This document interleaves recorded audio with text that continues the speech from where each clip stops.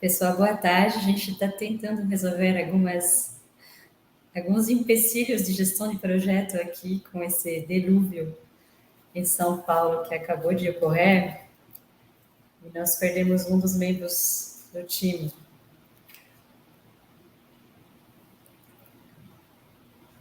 Vou pedir só uns minutinhos. Não se assustem, faz parte. Sai daqui, né?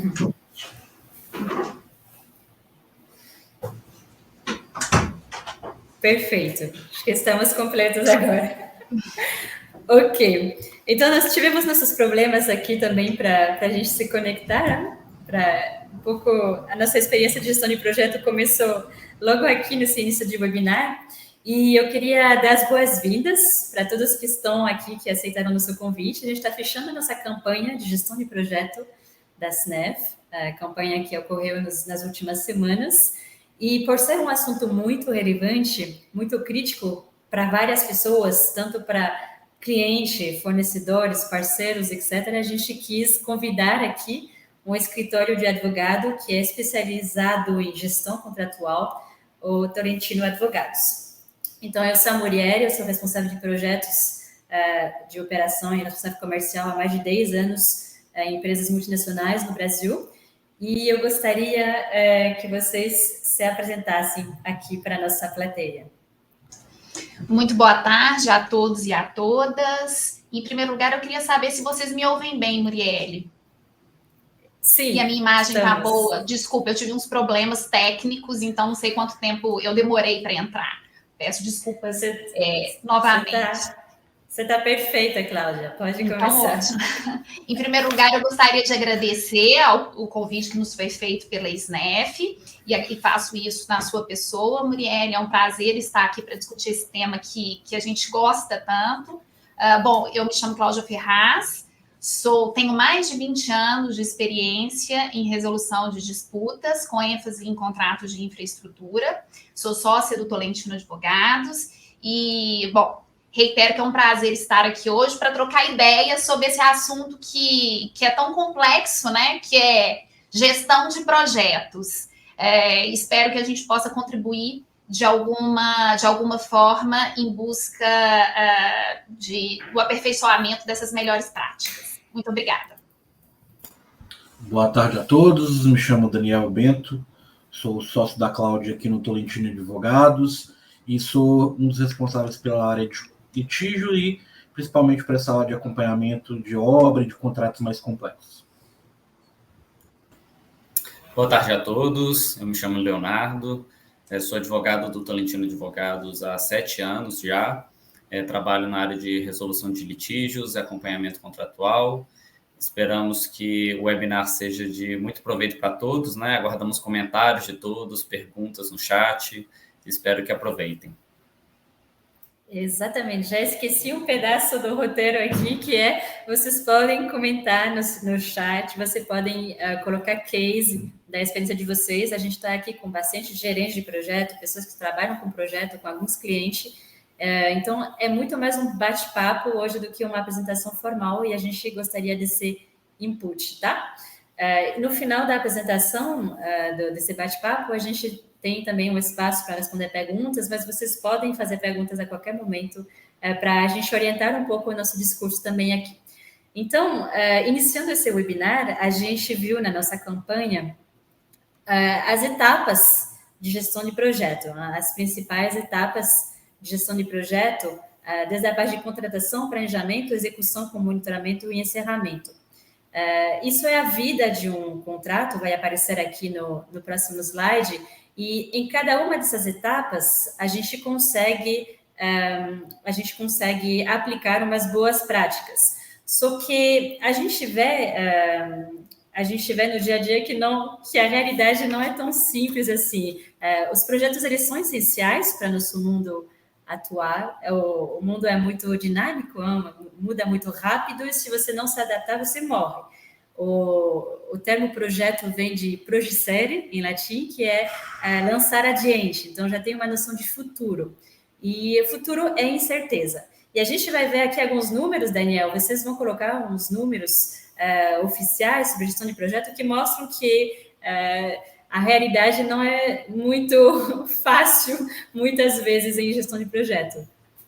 Isso, nós temos estatísticas, e aí, pessoal, são estatísticas mais a nível global, de que os projetos na área de infraestrutura, aeroespacial, de indústrias, né, manufaturas e da área de energia, por exemplo, nós temos uma taxa de dele ser realizado dentro do orçamento inicial muito baixa, né? Por exemplo, da área de infraestrutura, apenas 40% dos projetos são finalizados dentro do custo que foi estimado, né? A área espacial, 25%, indústrias, 14%, manufaturas, 67%, área de energia, 59%, né? Do ponto de vista de prazo, apenas 43% dos projetos de TI são entregues dentro do prazo. Da área de energia, 59%. Da área de área espacial, apenas 32% dentro do prazo. Se a gente for para outra estatística do Standish Group International, 88% dos projetos, ou seja, a grande maioria deles, ultrapassam um dos três pilares. Dois pilares, desculpa, prazo, custo ou ambos, né? E esse excesso de custo, ele é estimado em 189%. E do prazo, 222%. O que esses números nos dizem, né? E tem que ficar muito tranquilo em quem trabalha com o projeto. O projeto, ele não vai, muito possivelmente, ele não vai ser o que está esperado, o que é esperado. A chance de um projeto ser aquilo que não é previsto é de 3-1. Então, a gente tem que ter em mente que o projeto que a gente coloca na nossa cabeça, seja do lado do contratado, seja do lado do contratante, muito possivelmente não vai ser aquele que vai finalizar. E a boa gestão de projeto é aquela que tem isso em mente e que a gente trabalha para ter menos impacto negativo possível dessas mudanças. Exatamente. E, assim, não dá vontade de fazer projeto. Para começar, esses números eles são bastante catastróficos. Se eu tenho uma empresa e 20 milhões de reais para investir, eu não sei se isso é muito animador. E a gente vai tentar entender agora quais são as maiores causas de desvios. Então, para começar, eu queria que o pessoal que está assistindo, a gente está com mais de 100 pessoas aqui no público, colocasse alguns dos principais motivos que vocês enxergam de o porquê que está dando esses desvios tão grandes, em quase 100% de projeto, a gente está com um desvio no custo e no prazo. Então, podem escrever da experiência de vocês quais são os principais motivos para isso acontecer.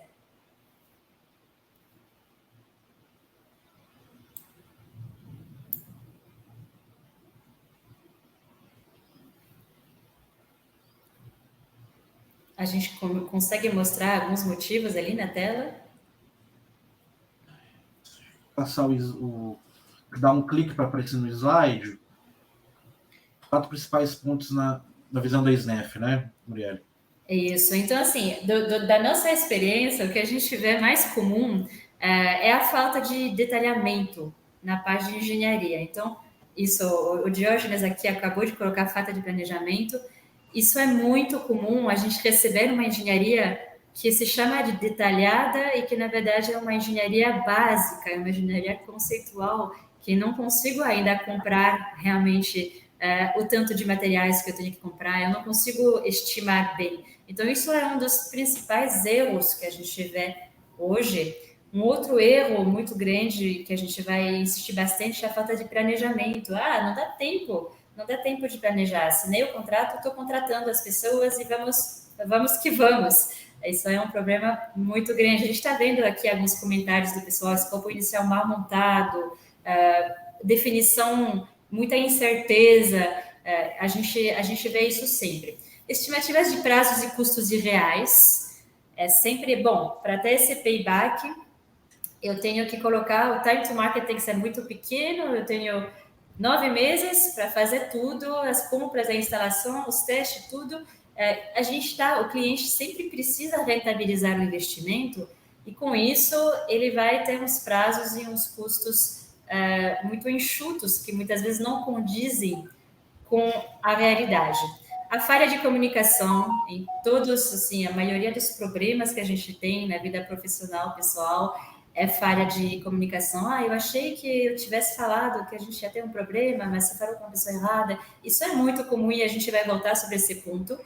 E as mudanças externas, o mundo. Então, foi o que aconteceu agora no seu webinar, que a gente prepara há 1 milhão de anos o seu webinar e na hora de começar, cai o mundo em São Paulo, minha energia cai, a internet cai, não conseguimos mais ouvir. Então, isso são outros tipos de motivos também. O que a Tolentino me diz sobre essas causas? Qual que é o ponto de vista de vocês? Bom, Muriel, em primeiro lugar, eu vejo aqui do pessoal que está interagindo com a gente, colocando vários motivos na opinião deles para justificar esse desvio tão grande. E um ponto que é recorrente aqui, a falta de detalhamento, falta de planejamento, estimativa de prazo e custos reais, como a gente já vinha discutindo entre nós para preparar para esse webinar. Acho que você vai se lembrar, uma das primeiras perguntas que eu te fiz foi, mas por quê? Por que se inicia, então, se convidam as empresas a apresentarem preços, sendo que você ainda não tem um projeto detalhado? E por que as empresas, cientes, as fornecedoras, cientes de que aqueles projetos não estão detalhados, ainda assim apresentam suas propostas, né? Sem discutir melhor aquele projeto? Porque se a gente for pensar friamente, assim, eu pensando com a minha cabeça de advogada, tudo seria muito fácil de se resolver se a gente sanasse essas inconsistências do ponto 1. Só que na vida real a gente sabe, e aí Muriel explanou para mim diversos motivos que no dia a dia que vocês vivem tornam esse mundo ideal impossível de ser observado na prática. Mas ele pode ser um pouquinho melhorado, talvez. Né? Por exemplo, a falta de detalhamento de engenharia, uma situação que nos chama atenção, e acho que vocês também podem trazer sua experiência para agregar isso que eu vou falar. Tem empresas que vão iniciar uma obra, por exemplo, e tem uma área de engenharia muito robusta, muito capaz de idealizar um projeto, de elaborar os elementos que são essenciais para que o fornecedor tenha condição de apresentar preço, de analisar as propostas que vão ser apresentadas, de saber compará-las, mas há outras empresas que, por inúmeras razões, não têm um setor de engenharia ou de contratação de obras, e obras, quando eu falo de infraestrutura num sentido bem amplo, tão robusto. E ela fica um pouco vendida na hora de coordenar uma tomada de preço, um procedimento licitatório aí, em sentido amplo, para contratar uma empresa que vai executar aquele escopo que ela pretende, que ela idealizou na cabeça dela, e que às vezes, na prática,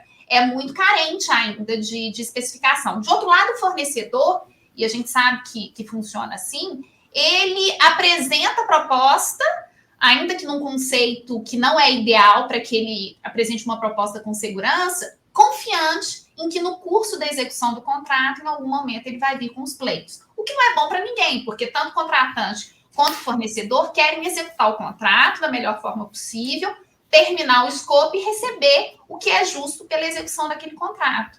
Então, eu acho que, tendo consciência disso, é importante que isso seja discutido de forma muito transparente entre contratante e fornecedor, desde antes da contratação, no momento de cotação de propostas. Então, ainda que seja necessário, por exemplo, uma empresa que não tem uma área de engenharia tão robusta, contratar um especialista que vai auxiliá-la na fase de análise de propostas, por exemplo. Né? E aí, Muriel trouxe esse aspecto. Muitas vezes o contratante compara propostas que são absolutamente incomparáveis, porque do ponto de vista técnico elas não se equivalem. E a dificuldade que o cliente tem para fazer uma equalização técnica, muitas vezes num tempo muito reduzido, ele não tem recursos, ele pode até entender de alguma disciplina, por exemplo, ele entende bem de elétrica, mas ele não entende nada de automação e de mecânica, e ele está ali na mão com uma proposta que está em 20 milhões, uma que está em 30 e uma que está em 50, e certamente não sabe o que fazer e o que levar para frente, e o que não sabe nem o que questionar, porque muitas vezes as propostas também não estão bem detalhadas, é o que você diz. Alguns fornecedores, assim, vão entrar já pensando, bom, então eu vou entrar com aquele preço e vou arregaçar depois na questão de pleito. Tem uma... A relação já nasce viciada, né, Muriel? O contratante Sim. acha que o fornecedor, porque teve condições de apresentar a proposta, vai executar aquele escopo, mas o fornecedor, na verdade, apresentou a proposta já confiando que no meio do caminho ele vai ter que apresentar pleitos. Então, já nasce errado ali desde o início. E aí a gente pula para o item 2, que é algo que, às vezes, alguém colocou aqui que as empresas de parte a parte impõem prazos e custos que não são factíveis. Esse é um aspecto que deve ser analisado com maior frieza internamente, né? Porque isso também gera inúmeras discussões que vão atrasar ainda mais o projeto. De repente, você está colocando no papel um prazo que você quer, mas que no fim aquele prazo tão curto, ele vai gerar mais discussão num prazo ainda maior. Né? Falha de comunicação, que é um aspecto que a gente vai ver muito aqui e que, de certa forma, passa por isso que eu falei antes, né? Porque o 1 e o 2 é muito falta de comunicação, seja interna, seja entre as partes. Para alinhamento de uma coisa que você fala muito também, Muriel, eu falo na nossa preparação aqui, que é alinhamento de expectativa. O item 4, eu acho, é o que a gente tem menos ingerência sobre eles, né? Mudança de objetivo, nos recursos, no cenário, de repente, todos nós vivemos uma pandemia que evidencia e ilustra muito isso. Se uma epidemia de Covid é algo que fugia à época ao nosso controle. Mas pelo menos os itens 1, 2 e 3, eu acho que a gente tem que ter consciência para trabalhar eles melhores. E para que a relação já nasça mais redonda e mais harmônica. Um ponto que eu trarei aqui interessante, estou vendo os comentários aqui, por exemplo, o Carlos Padilha de Souza traz que o projeto detalhado tem um custo alto, né? Mas a Muriel traz um dado interessante, que a cada R$1 gasto em engenharia, né, Muriel, significa R$10 lá na frente durante você estar executando o projeto.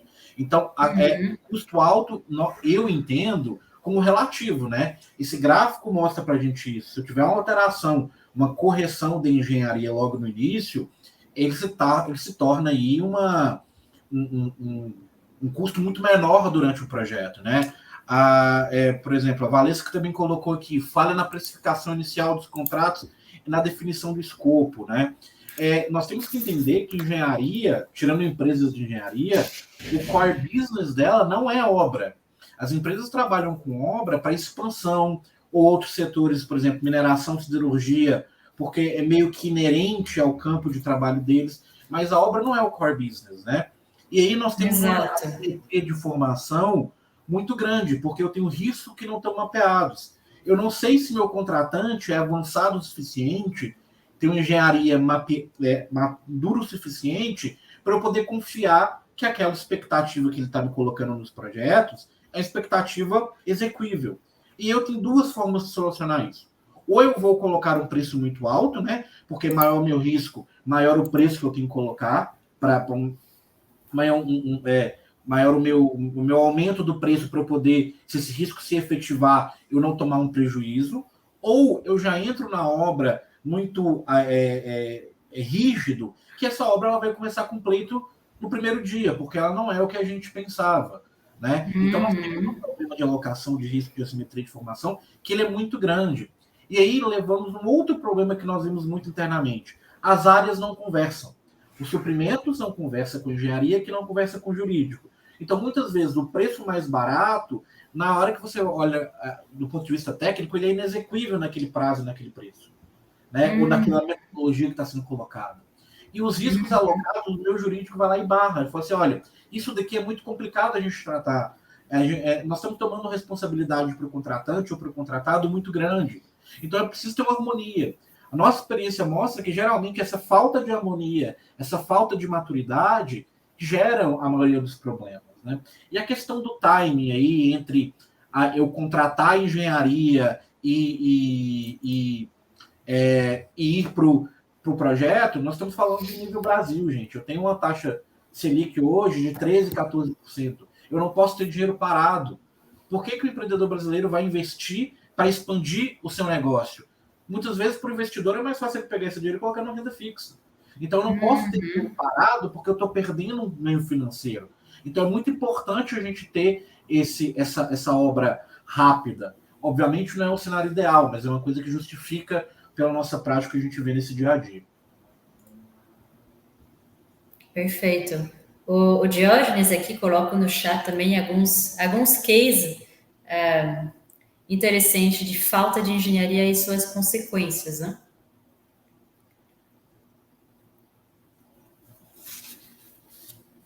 Acho que é bem relevante. Então, a gente tem essa assimetria de informação, a gente tem os fornecedores que entram baixo, pensando no empreito, a gente tem essa falta de recursos pelo lado do cliente, que precisa ter um investimento com alto payback, um payback rápido, porque os juros é muito bom, então por que eu vou colocar num projeto e não colocar no banco? Então, tudo isso acaba estressando a vida de um projeto. E a gente tem, então, em um projeto comum, a gente costuma dividir um problema grande em pequenos problemas e a gente costuma dividir um projeto grande em suas diversas etapas, que é o que a gente vai ver agora no próximo slide, onde a gente vai dizer, bom, primeiro a contratação. A contratação é o momento que eu vou dizer, bom, essas são as regras do jogo, eu vou me relacionar com você, cliente, fornecedor, e é assim que a gente vai trabalhar. A gente tem, na nossa visão, um problema grande que é que engenheiro não gosta de contrato. É muito difícil começar a ter espinhas quando tem que olhar um contrato. E aí, não, isso daí é jurídico, eu não vou me envolver com contrato, imagina, eu não tô aqui para isso. E eu queria, então, que vocês, como advogados, nós dessem um pouco de feedback sobre como que a gente pode descomplexar um pouco esse mundo da engenharia e mostrar a importância de trabalhar junto com o contrato debaixo do braço. Eu acho que hoje a gente já consegue entender a importância de um engenheiro saber o que está disposto no contrato, né? E esse é um assunto que está muito em voga ultimamente, e as empresas têm pensado e têm criado formas de tornar os contratos mais didáticos para aquelas pessoas que vão estar no dia a dia da sua execução. Que, evidentemente, o engenheiro não tem obrigação de entender de contrato como um advogado.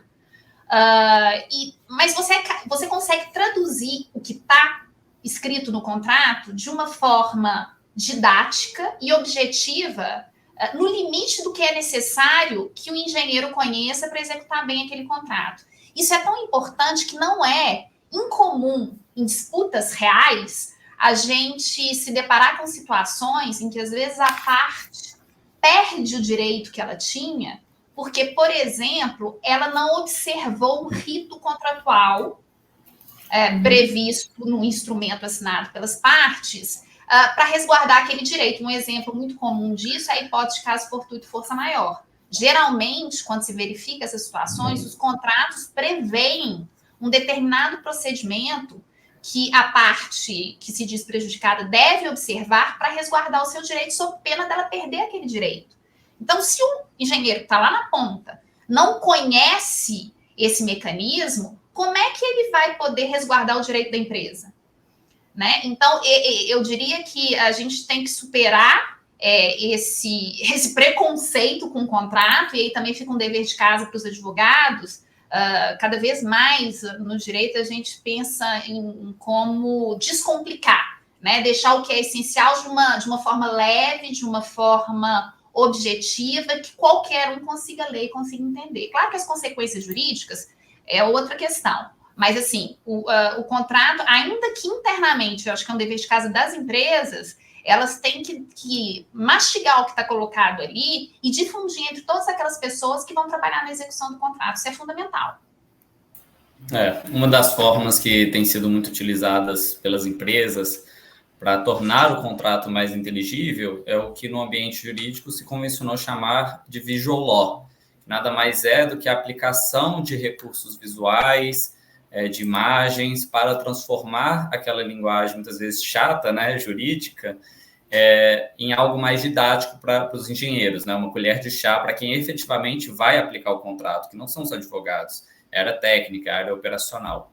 E para isso também a importância de contar com bons parceiros, né? Bons escritórios de advocacia, de bons escritórios que façam acompanhamento contratual, negociem esses contratos e consigam se valer desses instrumentos. Quebrar esse tabu de engenharia versus jurídico, que está falando o Renato. Exato. E é bem isso, assim, para eu entrar no departamento jurídico, só se realmente já estiver na justiça, entrando com pleito, alguma coisa forte, não é isso. O quão importante é o jurídico hoje em dia ser cada vez mais um contract manager, uma pessoa que vai apoiar no jeito de redigir, no jeito de entender. Eu gostei da sugestão ali do Diego, que é participar da reunião de kickoff. Eu acho que realmente tem um preconceito com o jurídico, né? O advogado é visto como aquela pessoa que, ao invés de facilitar, vai complicar. Se for para o jurídico, ele vai colocar 1000 sinões, etc. E esse papel do advogado dentro das empresas, principalmente empresas de engenharia, ele tem mudado. Eu acho que ele é um parceiro para enxergar soluções, né? Facilitar a prestação do serviço e por aí passa a execução de obras, obviamente, que a empresa eventualmente contrata. E a gente tem vários, assim, o que é um contrato? Para começar, o que é um contrato? Não é apenas aquele documento, aquele instrumento que tem que ser assinado no final. É muito mais do que isso, Daniel. Isso. A gente tem, como você bem colocou, Murielle, a gente acha que o contrato é aquele instrumento que, há tempos atrás, ele era físico, né? A gente assinava, efetivamente. Hoje eu nem posso mais falar que ele é físico. O contrato hoje, gente, a gente tem que entender, quando a gente fala contrato, é tudo o que está envolvido. Desde a documentação de requisição de proposta lá no início da contratação, considerando proposta comercial, proposta técnica, esclarecimento técnico, eventuais acordos que nós fazemos em ata de reunião, né, manuais de diretrizes da contratante, o próprio instrumento, né? Por que a gente tem que ter isso em mente? Muitas vezes, a solução de um problema que nós temos em obra, a solução de um questionamento que aparece, não vai estar no contrato, não vai estar naquele instrumento físico, né? Vai estar na especificação técnica, né? Tal equipamento tem que ser de tal maneira, tal equipamento tem que me dar tal performance, né? Então, muitas vezes, o que a gente vê? Isso é um dos grandes problemas que a gente repara na gestão contratual. A análise das coisas é feita separada. O jurídico vai me analisar só o instrumento contratual, a área técnica vai me analisar só a especificação técnica ou um documento técnico, e o meu suprimentos, o comercial, vai analisar somente a proposta comercial. E no final tem que ter uma sinergia entre esses três, porque senão eu não estou cumprindo o contrato, né? Nós temos casos no escritório que a decisão aí judicial ou arbitral pautou muito mais pelos outros documentos, que eram de fato que as partes negociaram muito mais tempo, do que de fato o contrato, né? Então, a gente tem que tirar a cabeça dois mitos. O contrato ele tem que ser conhecido, e é todo o contrato que tem que ser conhecido, não somente aquele instrumento. Porque se você não conhece o que você contratou, você não sabe suas obrigações, seus direitos, como é que você vai levar essa obra para frente? E o pior, você pode levar essa obra para frente achando que você sabe. E no final você tem um problemão na mão que você não sabe o que você faz com ele. Até complementar isso que o Daniel falou, se me permite, mulher, que é a questão do comportamento. Muitas vezes as partes pactuam algo no contrato e, na prática, o comportamento adotado é completamente diferente do que aquilo que ela se obrigou naquele instrumento. E isso tem um peso muito grande quando, eventualmente, essa situação alcançar um litígio, né? Quer dizer, o comportamento que você adotou diferente do que estava no contrato, e talvez se você tivesse conhecimento, você teria consciência de que aquele seu comportamento para aquele momento era inadequado. Ou então, até para você mudar o que está no contrato, né? A partir do momento que você tem consciência do que está lá, mas você assume um comportamento diferente, ok, você está fazendo aquilo com consciência, assumindo os riscos e as consequências, ou pelo menos se espera, né? Se o jurídico tivesse sido devidamente consultado. E outra coisa completamente diferente é por desconhecimento você adotar um comportamento incompatível com aquilo que se obrigou no contrato. Assumindo, por exemplo, ou trazendo para si responsabilidades que inicialmente elas não estavam alocadas no seu risco. Isso é bem interessante, assim, o quanto que o contrato ele é muito mais do que apenas o contrato, o instrumento, o quanto que a operação e o jurídico tem que estar muito entrelaçados, né? andar muito junto e a todo momento. Na verdade, o contrato não é só aquilo do início, é antes e é depois, é o que acontece, é o quanto que as suas ações condizem com a forma que você estabeleceu as regras do jogo. E a gente tem muito, assim, muito medo de nem falar em contrato. A gente fala assim, se for abrir o contrato, é só em último caso, assim, é só quando o negócio realmente está já catastrófico. Então, a importância o contrato é vivo e o jurídico tem que ser operacional, e o gerente de projeto, ele tem que ter um entendimento jurídico, e se não tiver, ele tem que se aproximar, ele tem que pegar e entender pelo menos o conteúdo daquilo. Então, isso acho que dá um overview sobre a parte de contratação, e a gente entra agora na segunda etapa de uma gestão de projeto, que é a etapa mais desprezada, é a etapa mais esquecida, que não tem tempo. Depois que eu assinei meu contrato, eu já não quero mais ver nada de documento, já terei 40 mil vezes aquilo, ou nem olhei, muitas empresas nem olham e assinam também qualquer tipo de coisa, e não tem tempo mais, vamos para a execução, agora tem que recuperar o prazo. E muitas vezes, então, essa parte de planejamento, ela fica meio que esquecido. E nós temos boas práticas, né? É importante uma empresa de engenharia ter um processo de gestão de projeto, ter uma metodologia de gestão de projeto, por tão simples que ela seja, mas isso também são regras do jogo. A regra do jogo é que eu vou te enviar esse tipo de documento com esse tipo de frequência, eu vou analisar meu avanço dessa forma. Então, o PMBOK, que é uma das referências de gestão de projeto, ele determina essas áreas que a gente está vendo agora no slide, as áreas de conhecimento, que são os stakeholders, o escopo, o cronograma, custos, recursos, comunicação, riscos, aquisição, qualidade e integração.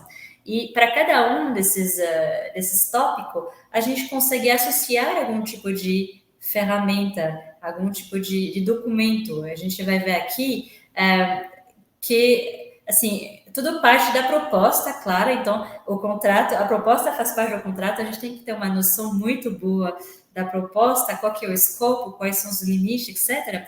E a partir dali, a gente vai pegar um cronograma detalhado dessa vez. Então, inicialmente, na proposta, a gente fez aquele cronograma bem básico e a gente vai começar a detalhar. E nesse detalhamento, a gente vai entrar no nível que vai dar para ver, por exemplo, umas intercorrências, assim, umas interdependências entre as tarefas. E o quanto é importante que cada pessoa, cada parte souber que se ela não fizer aquilo, vai ter um impacto sobre a tarefa do outro. Então, se você não me entregar esses equipamentos, eu vou ficar com meus 50 pessoas paradas na obra durante 2 meses. Eu não posso demitir, não posso fazer nada, tenho que ficar com eles, é um custo enorme. Então, essa parte de cronograma, ela é fundamental. A gente chama de diferente forma, EAP, a gente vai colocar as tarefas numa sequência e atribuir recursos para essas tarefas. E depois disso, a gente vai entrar vai correlar com outras áreas. A gestão de avanço, por exemplo, que é esse quadro à direita, é uma forma mais gráfica de ver se eu estou bem ou não com relação à minha produtividade, que o cronograma não mostra isso de forma tão evidente. Então, a gente faz um zoom aqui nessa questão de gestão de avanço, uma curva essa, olha, eu tinha que estar em 30% e estou em 20%. Isso já tem que sinalizar algum problema, algum alerta. Da gestão de cronograma também, eu vou entrar na gestão de suprimentos, porque conforme eu tenho a lista das minhas tarefas e a ordem, a sequência delas, eu sei que para começar a fazer tal tarefa, eu preciso de tal equipamento, de tal material, e esse material é 2 meses para fabricar e é 1 mês para passar o pedido. Então, eu vou de frente para trás e tento entender, bom, então o pedido eu tenho que colocar esse pedido até tal data. Isso é muito importante de gerenciar, e mais do que isso, assim, a gente pode ser a melhor empresa de gestão de projeto do mundo, mas se os nossos parceiros, nossos fornecedores não estão dentro dessa metodologia, não adianta, porque eu estou achando que está tudo bem e daqui a pouco o meu fornecedor me entrega com 1 mês de atraso, que é incompensável. Eu não consigo mais depois reduzir esse prazo. Então, a gestão de projeto ela tem que se estender tanto aos nossos fornecedores quanto aos nossos clientes. Muitas vezes o cliente ele não tem essa visão de, eu não sabia que se eu atrasasse 2 dias aqui, você ia ter um atraso de 1 mês, porque agora é final de ano, é recessão, é recesso, não, recessão ainda não, é recesso, e a gente não tem mais um dia de atraso de um lado, não significa o impacto de um dia de atraso. Então, isso são noções que tem que ser bem transparente para o cliente. Uma outra ferramenta que a gente gosta bastante, esse de baixo, bem simples também, uma gestão de riscos. Então, desde o início do projeto, eu vou abrir uma planilha, vou dizer, olha, existe o risco de chuva, existe um risco de pandemia, existe o risco de ficar doente, existe o risco de quebrar uma perna, do gerente de projeto do cliente sair, etc. Eu vou mitigar a frequência, o impacto desse risco e ver se eu vou transferir um risco para um terceiro, por exemplo, o seguro. Eu vou pegar um seguro, vou pegar um hedge e vou dizer, bom, variação cambial já não é mais meu problema, agora é o problema da pessoa com quem eu contratei o hedge. Então, o quanto que eu posso mitigar, o quanto que eu posso delegar, repassar isso para um lado, para o cliente, para o fornecedor, e às vezes tem oportunidade também. Então, a gente acaba vendo essa questão de riscos e oportunidade e acompanhando. E é muito importante não apenas criar essas ferramentas, mas também acompanhá-las e colocá-las desde o início, porque senão, se você, no meio do projeto, quando tudo começar a dar errado, como costuma dar errado, você começar a colocar um cronograma aqui, um risco ali, uma planilha disso, uma ata daquilo, gera já uma certa... Parece que você está atacando já, gera um sentimento de agressão. Se você colocar as regras desde o início, olha, isso é a minha forma de trabalhar, eu vou te mandar um relatório assim, assado, a gente vai acompanhar o programa junto, você mostra que isso faz parte de uma metodologia, de uma boa prática. Então, essa parte de planejamento, realmente, ela é essencial e ela é muitas vezes esquecida, ou não tem um padrão, eu faço às vezes, não faço outras vezes. E não, assim, pode ser para projeto de 50 mil reais, pode ser para projeto de 50 mil reais, não precisa ser a mesma metodologia, mas algumas coisas padrão de projeto a gente realmente tem que acompanhar. E a partir disso a gente vai criar o kickoff, a gente vai fazer essa reunião que o Diego comentou aqui, essa reunião de kickoff que vai fazer nascer o projeto para todas as partes, porque muitas partes não estavam envolvidas no projeto até lançar essa bola do kickoff e dizer, bom, vamos fazer um termo de abertura de projeto, vamos verificar que vocês realmente compraram aquilo que vocês acham que vocês compraram e o que realmente vocês vão precisar, porque vai ser a sua parte cliente dentro do escopo. Então, a gente entra e tem essa formalização de kickoff, que é realmente o início do projeto. Com esse kickoff, a gente passa para a próxima etapa, que é a etapa de execução. Na verdade, essa etapa é a etapa preferida de todo mundo e muitas vezes é tudo que se faz num projeto. O que eu faço no projeto?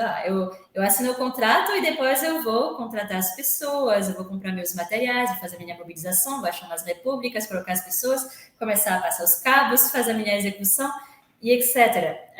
E aí, Daniel, eu queria que você me mostrasse um pouco assim, qual que é a realidade disso e como que a gente melhora isso. Esse fluxo da esquerda, acredito que é da esquerda, estou pensando, dependendo do referencial, é um fluxo que ele é ideal e é um fluxo que ele é quase imaginário, né?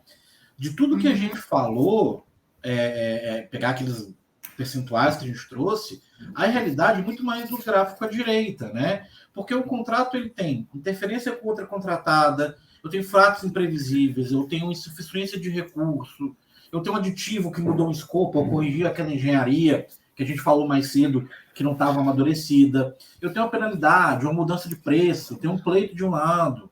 No meio da obra eu vi que eu queria botar, mas não dá. Né? Eu tenho uma alteração de metodologia, eu tenho um desvio de cronograma. Então, o contrato que você pensa que ele vai ser linear, ele nunca é linear. Ele é muito mais uma estrada sinuosa, né? E pegando um gancho do que o planejamento que a Muriel falou, o planejamento é muito importante para, na hora do monitoramento, eu ter com o que comparar. Que muitas vezes o que a gente faz na prática? Eu acho que o meu contratado não está mobilizando muita gente. Tudo bem, me dá o planejamento, me dá o histograma dele. Não tem. Por que o projeto está atrasando? Me dá o cronograma que vocês acordaram. A gente não acordou o cronograma. Você pega o cronograma, então a fase do planejamento muitas vezes é esquecida, e como a Muriel bem colocou, ele tem que ser feito com o meu contratante, o meu fornecedor e comigo. Sem isso, pessoal, a obra, a chance de dar errado é muito grande, porque você tem os stakeholders da obra ali que não estão conversando, né? Tem uma falta de comunicação, uma falta de transparência muito grande, né?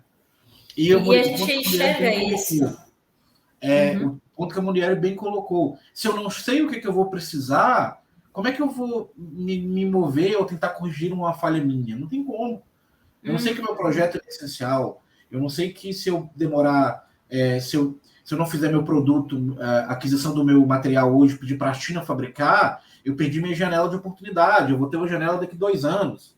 Né? Semicondutor que a gente está vendo que está com problema aí. Então, o planejamento é muito importante para deixar todo mundo na mesma base do que vem antes e o tanto que isso me impacta. Porque eu preciso de uma decisão informada, eu preciso tomar uma decisão informada. Nesse cenário que o contrato ele muda ao tempo todo, eu tenho que tomar a melhor decisão. Para mim, eu estou preocupado com o preço, estou preocupado com o tempo. Eu tenho que tomar a decisão. Eu tenho que tomar a decisão se eu estou bem informado. Sem isso, a chance de dar errado é muito grande. E tem um outro ponto, Daniel, que eu vejo muito. Quando o cliente começa a puxar informação, quando o cliente começa a falar, como que está o programa? Por que você só mobilizou 10 pessoas? Você tinha que estar com 60, etc.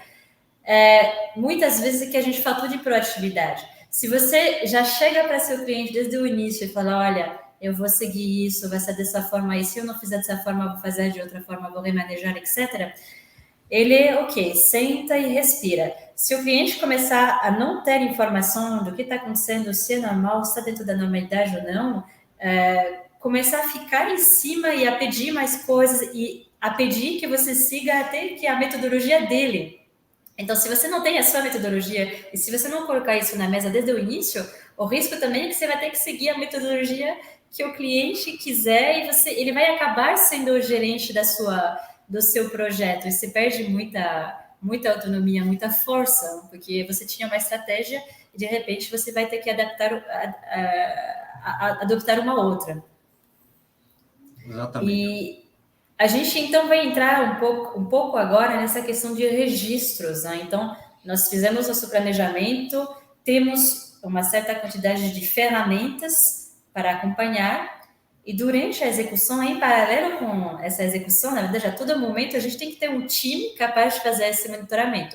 Então, esse time é um gerente de projeto, a gente pode depois ter planejadores, ter vários cargos que vão ocupar essa função para acompanhar aqueles pilares de conhecimento que a gente viu, os recursos, os custos, os cronogramas e etc. E aqui eu vou mostrar 2 exemplos que a gente usa, por exemplo, na SNEF, assim, muito basicamente, né? Um relatório diário de obra, que isso é essencial, tá? No nível realmente do canteiro, tem que ser feito todo dia. Eu vou falar, choveu, não consegui trabalhar, aquele obstáculo do cliente me impediu de fazer a minha obra, eu não consegui fazer porque eu comprei errado. Então, eu vou colocar aqui um pouco do que aconteceu no meu dia a dia, meu diário, quantas pessoas trabalharam, o que a gente conseguiu fazer, etc.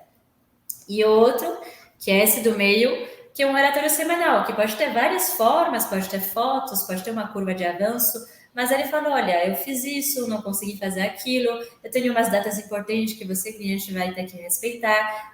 E a forma que a gente vai escrever esses relatórios, para quem que a gente vai comunicar esses relatórios, quando, com qual frequência, vocês têm algumas dicas sobre isso? Muriel, olha, o registro, se eu puder dizer, sintetizar numa única palavra, ele tem que ser contemporâneo. Isso é essencial. A gente brinca que a gente consegue lembrar o que a gente almoçou hoje. Talvez o que você almoçou ontem, você já não lembre hoje. Você já almoçou semana passada, certamente hoje você não vai estar lembrando mais. Então, o registro ele tem que ser o mais contemporâneo possível à época dos fatos. O registro é essencial, e às vezes quando a gente pensa em registro, a gente diz, o registro é importante para eu, lá na frente, se tiver algum litígio, eu tiver que produzir prova. Sem dúvida, o registro serve para isso também. Mas, antes disso, o registro é importante para que você consiga fazer o monitoramento daquilo que você planejou com base no seu contrato de forma eficaz e eficiente. As situações que acontecem, e todos aqui que me ouvem têm muito mais experiência na prática do que eu, que demandam intervenções imediatas, né? É o que para que os danos sejam contidos ou para que os desvios não gerem consequências nas atividades seguintes. Isso no direito, a gente chama isso como um dever até de mitigar danos, e que hoje está muito em voga também. Qualquer disputa, esse princípio, essa obrigação surge nos debates. Você, como contratado, identifica um desvio em relação ao qual você se omite. A sua omissão, ela pode ser crucial para as consequências prejudiciais ou negativas que as partes vão sentir lá na frente. O que se espera numa boa gestão de contratos? Que, identificado um desvio, ele seja avaliado, seja tratado e ele seja, inclusive, dividido com a parte contratante para que você possa, de forma transparente, colocá-la a par da situação, para que talvez juntos vocês consigam, dependendo do grau ou da gravidade daquele desvio, juntos encontrar a melhor solução para aquele problema. Isso evita muita discussão no futuro. E sem registro, você não tem como fazer isso. Sem registro, muitas vezes, a questão sequer chega a quem, dentro ali do time da gestão daquele contrato, tem alçada para decidir. E aí a gente volta à questão da boa interação e da comunicação entre todos os integrantes da equipe responsável pela gestão daquele projeto. Há assuntos que tem que sair lá do engenheiro que está no dia a dia da obra e subir para a gerência, porque é a gerência que vai ter condições de avaliar e definir como aquilo vai ser tratado, a depender da importância daquele, ou da gravidade no contexto todo da obra, daquele acontecimento. Então, isso é fundamental, inclusive para estabelecer uma coisa que eu julgo muito importante na relação entre contratante e fornecedor, que é a confiança das partes. Quando você tem uma parte, que é parte contratante com você, em que você confia, você fica tranquilo em relação ao cumprimento do contrato. Problemas podem surgir, a gente já viu, eles surgem, entende?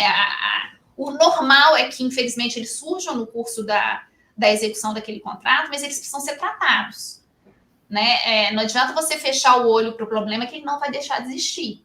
Você tem que enxergar, tratá-lo da melhor forma possível, porque as consequências que ele venha trazer para o seu projeto sejam as menores possíveis. Né? Então, eu acho que antecedência.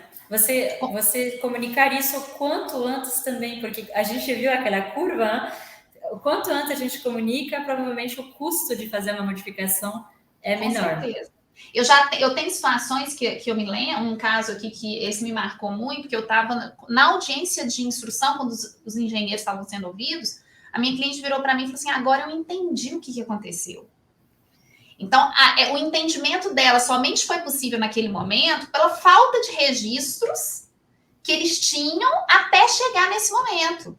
E a falta de registro, um aspecto que eu acho muito importante, ela impede aos gestores de tomarem as melhores decisões. Porque se o gestor não conhece, ele não sabe o que está acontecendo, ele não tem condições de avaliar. E eu falo isso, às vezes, até quando o contrato está chegando ao fim. E surgem os tais pleitos, e as partes vão tentar um encontro de contas naquele momento final. Se você não tem um registro da obra, quem tem o poder de decidir simplesmente não consegue decidir.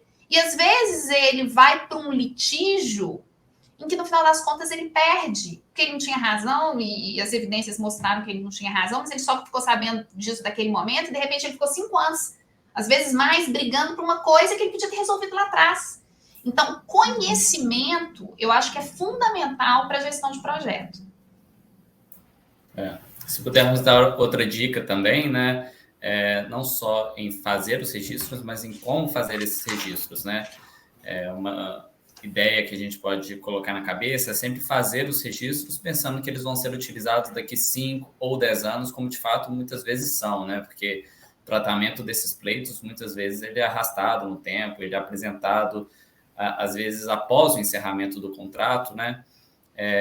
Algumas questões que podem ser tratadas nos registros são o assunto, né, que está sendo ali tratado entre as partes, a data de uma determinada ocorrência, a descrição mais detalhada possível da questão que está sendo tratada, qual é a prioridade daquela questão para o projeto, né, em quanto tempo ela precisa ser resolvida, por quem, e depois o registro do monitoramento e do acompanhamento dessa questão.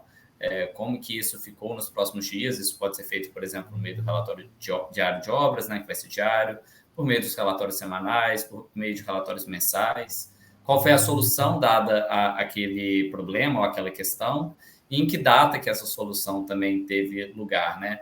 E é importante que tudo isso seja feito de forma objetiva, né? Sem muito sentimento, da forma mais fria possível, pensando que quem vai ver aquilo é outra pessoa que não as partes contratantes e contratada, né? Pode ser o advogado lá na frente, pode ser, às vezes, até um funcionário da contratada, um funcionário da contratante, mas outro que não estava presente no momento da execução do contrato, né? Que foi a dica que a Silvia Uemura deu. Perdão se eu estiver pronunciando incorretamente o nome, mas é exatamente isso, fazer registros objetivos, né? Eu acho que essa é a principal tônica. O Renato perguntou aqui, né? Uma pergunta bem interessante, a gente vê muito na prática. Se a questão do grupo de WhatsApp, né? Questão de no grupo se torna oficial, pode ser usado judicialmente. Primeiro, Renato, é um problema, como a gente está colocando aqui. Se for uma questão relevante, não devia estar sendo tratado em âmbito de WhatsApp, né? Nós temos os mecanismos, eu tenho notificação, eu tenho e-mail. Me preocupa a questão do WhatsApp, como é que essa informação se perde. Ela tem um contexto, né? Se eu pegar uma obra que dure 2 anos, quantas mensagens vão ter nesse grupo, né? O que a gente sempre recomenda? Falar que tem peso ou não tem peso varia muito do caso concreto, né? Mas é uma prova que você pode utilizar. Se o julgador vai tomar ela como o definidor, vai ter o valor jurídico maior ou menor, só no caso concreto que a gente consegue falar. E diante da sua pergunta, qual que é a recomendação?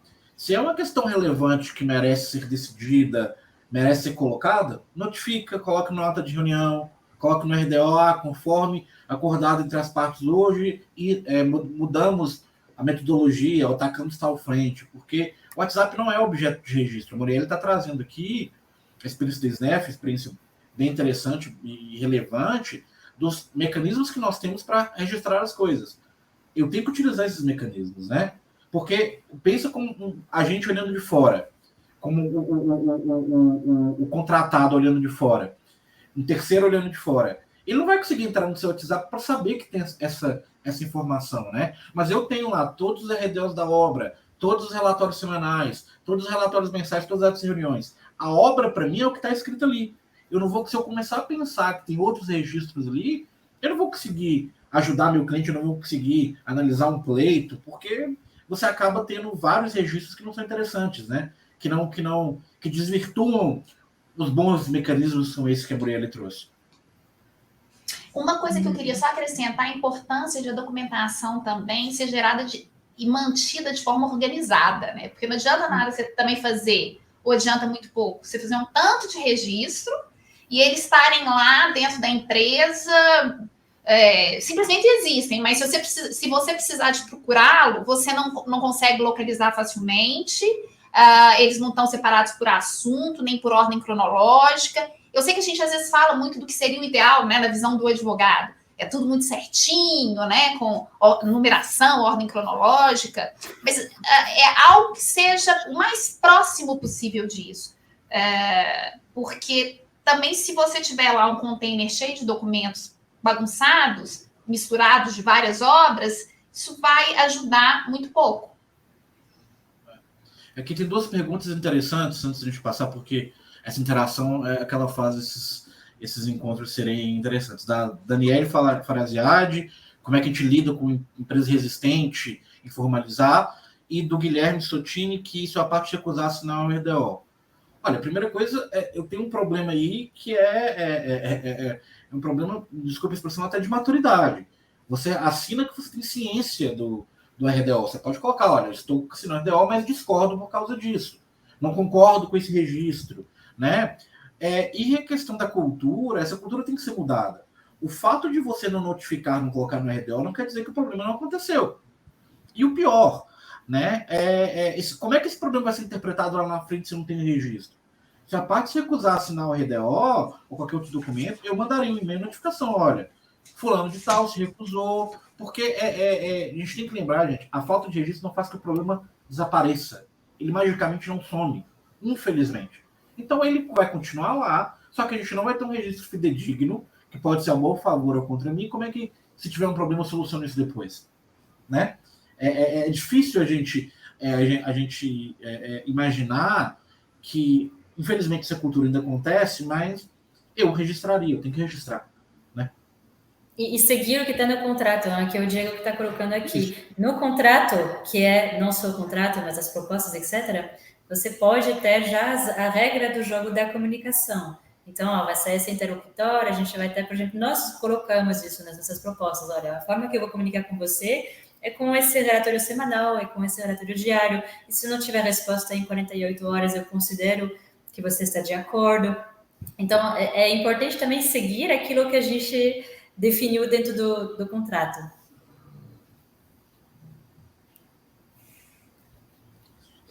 Alguém está comentando sobre o papel da fiscalização aqui. Me desculpe, eu não tinha reparado. O papel da fiscalização, evitar que os conflitos aconteçam. A fiscalização não é para dificultar o gesto do projeto, mas sim acompanhar direcionado de construção. Exatamente, né? Essa fiscalização, para mim não aparece o nome da pessoa, me desculpe que falo isso.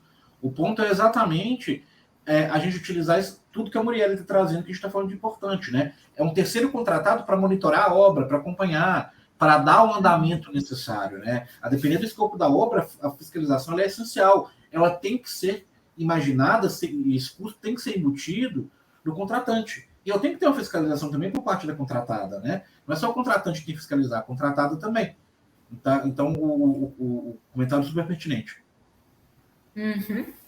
Então, acho que realmente essa parte de registro, ela traz muitos comentários, traz muitas colocações, porque a gente tem muito medo também. Depois de ter medo de abrir o contrato, a gente tem medo de colocar um e-mail que não vai ser bem recebido. Eu não quero mandar um e-mail na sexta-feira, porque eu vou atrapalhar o final de semana das pessoas. É sempre assim, essa dificuldade que a gente tem de colocar as coisas no papel, assim, formalmente, e também esse otimismo. A gente sempre acha, não, deixa que eu vou consertar, eu vou conseguir sair dessa, eu vou achar um jeito, a gente vai achar um jeito. E aí passou uma semana, eu fiz outra coisa, passou um mês, eu fiz outra coisa. Daqui a pouco o problema já está aqui na sua frente, está indo direto para a parede e você esqueceu, você não deu a devida importância, ou você deixou num relatório que não chegou até a pessoa que tinha que chegar. Isso acontece muito também, né? Era um assunto de campo, tá no RDO, mas ninguém nunca ficou sabendo lá em cima. E os números, engraçado, é que os números que a gente viu lá no início, eles deveriam deixar a gente pessimista, né? E, no entanto, nessas situações, a pessoa, ela acha que ela pode fazer diferente no caso concreto, né? E os números, que não são nem números só do Brasil, né? São números, são índices globais, né? Quer dizer, não é um problema só que acontece só com as obras aqui no Brasil. Exatamente. Esse viés viés otimista, ele tá nas obras, a gente desconsidera ele, mas ele, né? A gente parece estranho um advogado falar isso. Mas ele é um viés que ele tá desde a época daqueles prazos reais e do preço real. Ele é um viés muito otimista que aquela obra vai acabar ali e não vai. Esse número, na verdade, e o viés otimista trazendo aqui para o registro. Não vou registrar que eu vou resolver isso na próxima reunião. E como o Muriel colocou, não resolve. E aí? O seu viés otimista está gerando um problema muito grande. Ele não some com o problema. Né? E, pessoal, registrar, desde que seja feito de uma forma objetiva, como já foi colocado aqui, sem muito adjetivar, sem muito entrar no combate com outra parte, não tem problema nenhum, a gente tem que estar acostumado com isso. Se o contrato me pede para notificar, eu estou notificando, a outra parte não pode achar ruim. Se eu tenho um relatório de obra que é para colocar tudo que ocorreu naquele dia, eu tenho que colocar tudo que ocorreu naquele dia. Eu estou usando o contrato a meu favor, né? No Brasil, a gente tem um pouco de medo, como as perguntas da da Daniela Ziad, que nós temos uma cultura assim, mas isso, gente, não dá para saber quem que vai prejudicar aquele registro. É muito melhor você ter uma obra que É você... fato, né, Daniela? É fato. Que você precisa registrar é fato. O juízo de valor vai ser... A gente fica com medo de registrar, geralmente pensando num litígio. O juízo de valor vai ser feito posteriormente lá para alguém que é imparcial. Naquele momento, você tem que ter os fatos registrados. Exatamente. E eu acho um aspecto também importante quando a gente entra em registrar, quando você vai por notificações, e-mails, é o efeito pedagógico também. Eu já ouvi de clientes que não notificavam com esses receios todos, e aí o prestador de serviço achava que estava bem, embora ele estivesse incorrendo um tanto de deficiências, e a empresa não notificava para não causar um mal-estar. Quando ela começou a notificar, a postura do fornecedor mudou. Ele falou, não, opa, eles estão de olho em mim. Então, deixa eu começar a fazer aqui direito. Então, eu acho que tem até um efeito pedagógico e psicológico de você mostrar, olha, eu tô de olho em você. Eu sei que isso daqui né, que saiu fora dos trilhos. Vamos resolver, vamos entrar na linha. Então, eu acho também que tem esse aspecto que é importante de parte a parte, claro. Exatamente. Você mostra uma disciplina. Não, eu estou fazendo minha parte, me deixa em paz que eu sei o que estou fazendo aqui proativamente, eu vou te mostrar. E eu acho que a questão de memória é muito importante. O que você falou, eu não lembro do que eu fiz semana passada, eu não lembro de qual sapato eu tinha semana passada. É muito difícil, e quanto mais longa a obra, e então se você tiver uma pessoa saindo da obra, um gerente de projeto, uma pessoa-chave saindo de uma obra, você acaba perdendo um monte de informações. Então, a importância desse registro está numa boa regularidade, sim, se não diária, no mínimo semanal, ela está bem armazenada, num lugar que a gente vai conseguir, que todo mundo sabe que está lá, porque se fulano está de férias, eu consigo acessar, como aqui, por exemplo, janeiro é o mês da depressão, parece que todos os registros não se acham em lugar nenhum, está sozinho trabalhando e se procura e não existe mais o registro, não acha. Então, acho que essa questão de registro de forma muito natural, desde o início, mostrando, é só para você saber que está avançando, que está acontecendo isso e comunicar isso para as pessoas corretas, né? Muito interessante esse tema, e a gente então vai para o encerramento do projeto e o encerramento do webinar, e pessoal, vocês ficam à vontade para colocar mais comentários, né? O encerramento, ele não é só abandonar a obra, né? Não é bom, terminei aqui, fiz o teste, tchau. Existe as coisas que eu fiz errado, existe uma forma de melhorar elas nas próximas vezes. As coisas que eu fiz certo, eu vou colocar talvez uma melhoria dentro do meu processo, da minha engenharia, eu vou criar uma regra, ou talvez eu vou mudar um contrato para dizer, não, cuidado, eu preciso que sempre o cliente me entregue, por exemplo, a área parada durante a execução da instalação. Então, o quanto que a gente vai melhorar também para as próximas vezes, né? E aí, o que vocês sugerem de melhorias, de boas práticas nessa etapa de encerramento? Se puder passar o slide, qual que é as boas práticas que nós temos hoje, pessoal? Primeira coisa, é um contrato, né? Essa parte jurídica ele pesa um pouco.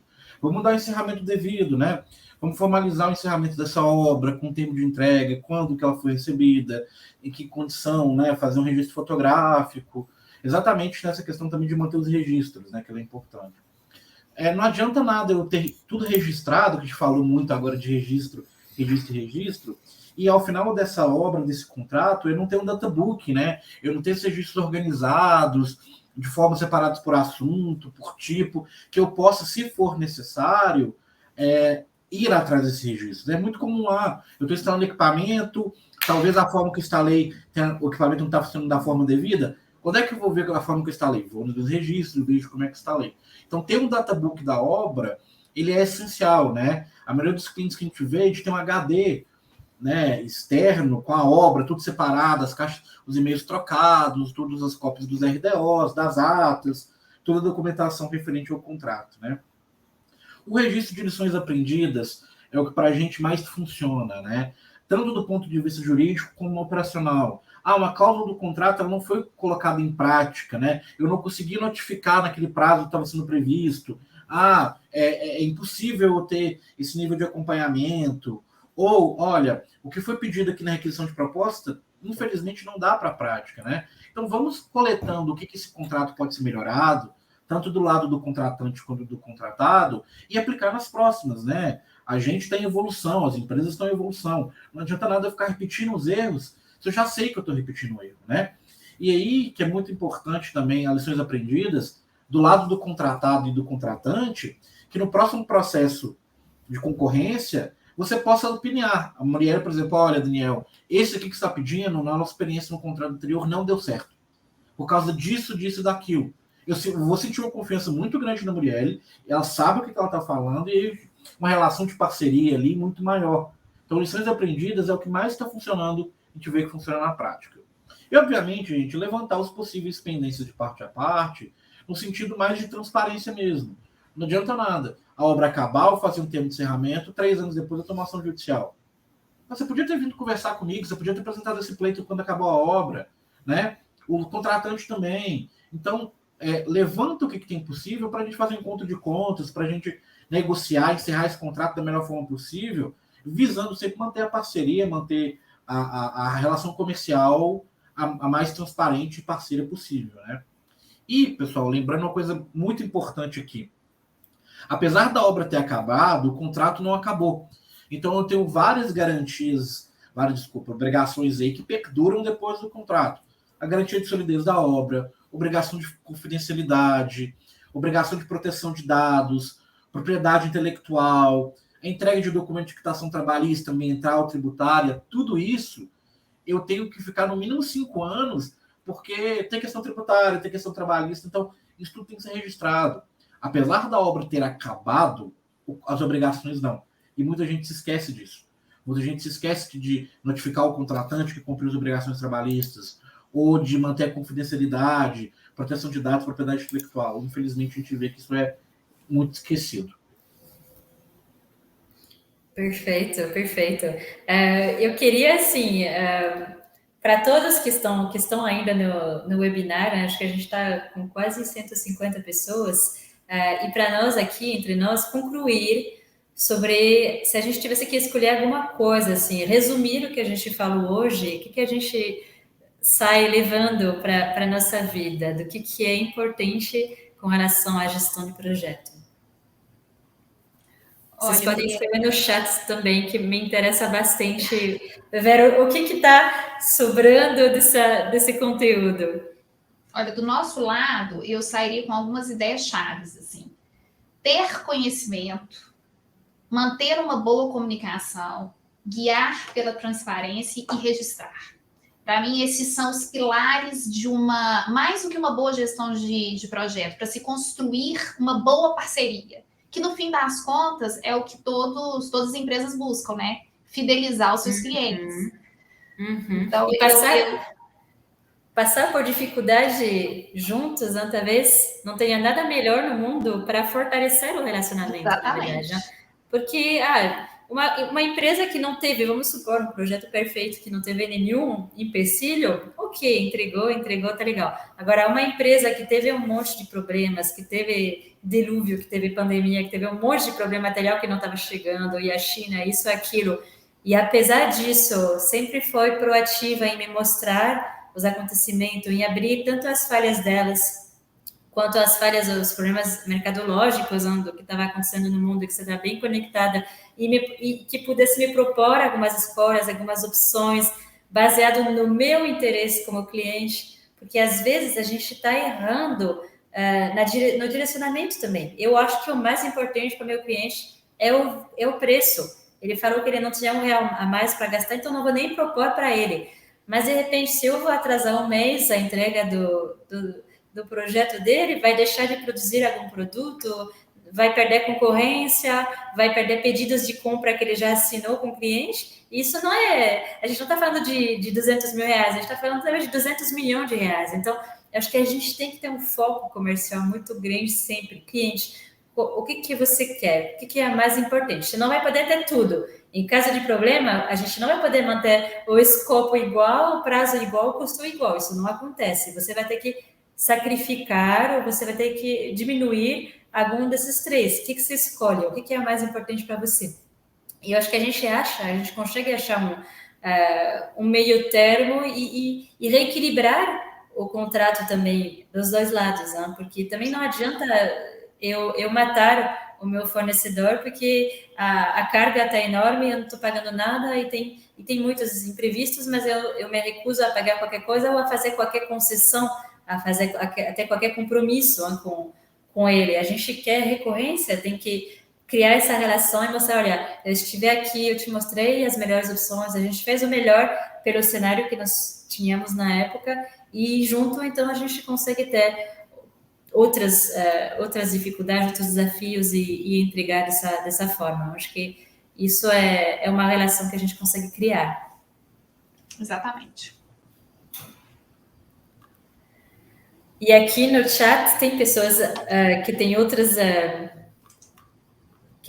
comentários sobre o que é uma boa gestão de projeto. Mesmo nós, assim, a gente tem gestão de projeto com os nossos fornecedores. No final, a gente tem que avaliar esses fornecedores também.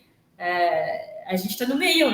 Na verdade, a gente, como engenharia, muitas vezes está no meio entre um cliente e vários fornecedores também que vão entregar coisas para nós. Então, é importante ter uma gestão de suprimentos, uma gestão de fornecedor, uma avaliação. Olha, esse fornecedor foi extremamente inflexível, eu não consegui nenhuma modificação de escopo, ou ele tinha me falado um prazo e foi para um prazo totalmente diferente, sem nunca me avisar, então chegou no último dia e me botou lá um prazo de 1 mês a mais. Então, é importante também divulgar isso e fazer uma gestão de conhecimento.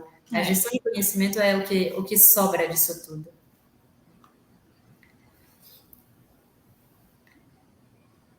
Perfeito, pessoal. Ficam à vontade, se tiver mais perguntas. Aqui a gente tem comentários sobre como que é em Portugal. Aparentemente, muito mais tranquilo de se fazer registro, de comunicar. Os portugueses deram uma lição, né? Eu também gostei do relato. Acho que é um pouco cultural também esse medo de escrever que a gente tem muitas vezes. Né? A gente não quer incomodar. Você é ótima para dar seu depoimento, Murielle. Oi? O seu depoimento é muito importante, né? Muito válido nesse quesito também, né? Porque você vem de uma outra cultura, assim. Não sei se você tem alguma coisa para contribuir sobre esse aspecto. Eu sempre trabalhei no Brasil e tô 100% brasileira agora. Já está influenciada. Já estou influenciada, exatamente. Mas é verdade que, assim, às vezes eu tenho muita vontade de colocar coisas por escrito e eu acabo me contendo um pouco pelo que isso pode criar de incômodo, de conflito com o cliente. É claro que é sempre melhor falar primeiro, expor primeiro numa conversa, mas informar e falar, olha, bom, então agora eu vou ter que formalizar, tudo bem. Muitas vezes a gente tem medo de apontar um erro de um cliente, porque alguém tinha que ter visto que tinha um problema aí na cablagem, alguém tinha que ter olhado isso, e ninguém olhou. Então, de uma certa forma, você vai ter que, às vezes, expor que teve uma falha de algum lado, né? E isso é desagradável também, Mas eu gostei da sua dica. Realmente, às vezes, uma conversa preliminar para você preparar o que virá, né? Um tom de voz, ele soa menos frio do que a letra, do que o que está escrito, né? A entonação. Então, talvez, para quem tem essa resistência, para a gente ir rompendo um pouco essa barreira cultural, uma ligação pode ajudar, pode facilitar depois a preparação do e-mail que será encaminhado, da notificação. E é o que o Daniel falou, a gente deveria encarar de forma natural, porque faz parte do fornecedor em relação ao contratante, do contratante em relação ao fornecedor, de você com seus fornecedores na cadeia, faz parte da vida da empresa, né? Exatamente. Olha, viu, conforme o contrato que a gente assinou, se acontecer esse tipo de caso, eu tenho que te falar isso, eu tenho que te escrever isso.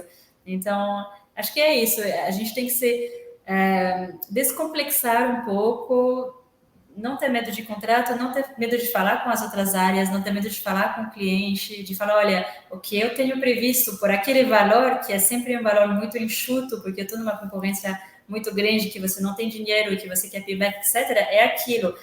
Eu não tenho gordura, muitas vezes, né? Eu não consigo ter muito jeito de, tudo bem, eu posso pagar um pouco mais, eu posso ter um programa um pouco mais estendido, porque existe essa restrição, esses prazos irreais, esses custos irreais, e qualquer desvio, na verdade, ele tem um impacto por não ter essa margem de segurança. Exatamente. E aprender sempre, né? Os projetos, a gente erra e a gente aprende com esses erros, e a importância de, mesmo que não sejam as mesmas pessoas, podermos ter esse conhecimento em algum lugar, divulgar esse conhecimento, saber na próxima proposta, dizer, olha, cliente, quando você faz esse tipo de tarefa, pode acontecer esse tipo de risco. Eu estou mais caro porque eu estou prevendo esse risco. Será que todo mundo previu o mesmo risco? Então, é até uma força mesmo pedagógica mesmo de tentar mostrar realmente os impactos, né, para nossos clientes, para o meio ambiente. Um comentário aqui do Genival, se puder colocar na tela, que o encerramento faz quase diariamente, exatamente. Se no projeto foi bem feito, do jeito que nós estamos falando, formalizar o termo de entrega é simplesmente pegar o último acompanhamento e formalizar. O databook está pronto, né? As lições aprendidas, aí talvez seriam mais fora desse escopo, mas ela é muito fácil também de fazer. E os pendências já foram tratadas, né? Exatamente. Assim, o acompanhamento de projeto bem feito, ele torna o encerramento dele muito tranquilo, né? Não torna aquele encerramento dramático e contencioso, que não é o objetivo de ninguém, né? O contratado quer entregar a obra, e o contratante quer ter, ele não está preocupado em multar o contratado, ele está preocupado em ter sua fábrica funcionando, ter sua operação. É a função dele ficar gastando tempo discutindo o contrato de obra, né? Eu acho que e muitas vezes a multa, ela não compensa para o cliente, né? A multa não compensa a perda que ele vai ter se aquele projeto não for entregue, etc. E a multa do lado do fornecedor, assim, é uma coisa que é impossível, assim, tira toda a margem, tira mais do que a margem do projeto, muitas vezes. Então, a gente realmente tem que conseguir chegar em alguns acordos antes dessa questão de multa e achar os melhores caminhos juntos, né? Claro que a gente está pensando no mundo ideal, que as pessoas se comunicam, se falam, evitem agressões e etc. Mas eu acho que é importante entrar no projeto sabendo que a grande probabilidade que vai dar errado. Entrar no projeto já pensando no pior que pode acontecer e já sendo transparente para o cliente. Olha, nós temos esses riscos, vou abrir para você e a gente vai ir tomando as decisões juntos ao longo da execução. Acho que é muito melhor entrar de forma pessimista e precavida do que acreditando que vai dar tudo certo. Perfeito. Bom, pessoal, eu acho que se a gente não tiver mais perguntas, vamos encerrar o dia. Vou agradecer muito a todos que participaram aqui. Aproveitar para dizer que nós estamos lançando hoje também nosso novo site, o novo site da SNEF Indústria, muito mais focada em robótica. Não choveu finalmente no webinar, então ficou muito mais aliviada. E é importante, acredito, assim, criar uma comunidade assim, de pessoas que têm interesse nesse tema de gestão de projeto é essencial. E da gente poder compartilhar mais vezes, fazer mais webinar, talvez mais profundo, com mais aplicações práticas, né? Mas é muito importante essa troca de experiência também entre diferentes empresas.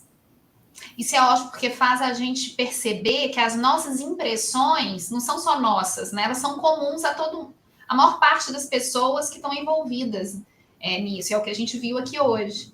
E realmente, assim, a troca de experiências ajuda todos nós a melhorarmos como profissionais, né? Exatamente. É como se eu pegasse a gestão de conhecimento de uma empresa e eu tentasse espalhar para as outras empresas também. Então, muito obrigada, pessoal, e uma boa segunda-feira à noite para todos. Muito obrigada, um abraço a todos. Tchau, tchau.